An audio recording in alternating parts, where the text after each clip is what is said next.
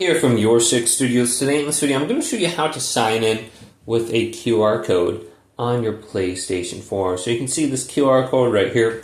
Now if we go to our Android phone and we have the PlayStation app, something might pop up immediately for you.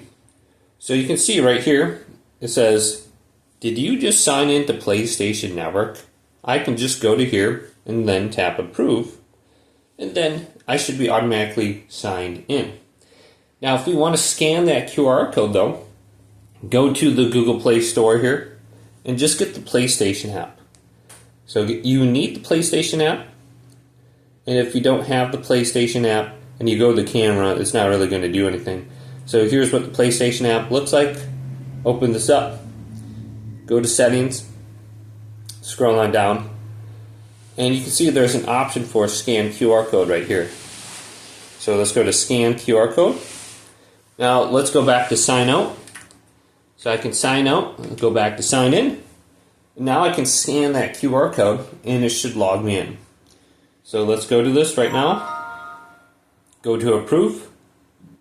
And then I am signed in on my PlayStation 4. So get the PlayStation app, log in with your email address and password, and then you can log in very easily. Hopefully this video did indeed help you out.